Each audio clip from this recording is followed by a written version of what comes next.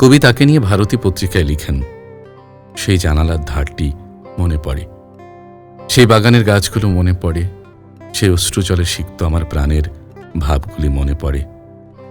তার একজন যে আমার পাশে দাঁড়াইয়া ছিল তাহাকে মনে পড়ে, সে যে আমার খাতায় আমার কবিতার পাশে ইজিবিজির কাটিয়া দিয়াছে।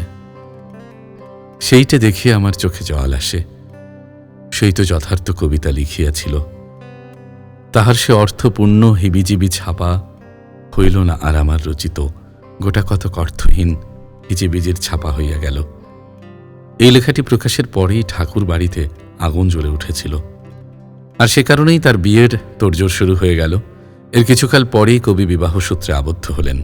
কিশোরী বৌদিটির সঙ্গে বালক রবির সম্পর্ক ছিল শৌখিন খুনসুটির। দুজনের মধ্যে বোঝাপড়ার কারণেই এই সুসম্পর্ক দাঁড়িয়েছিল। চারুলতা ও নষ্টনীরের সেই ছাপ স্পষ্ট পাওয়া যায়।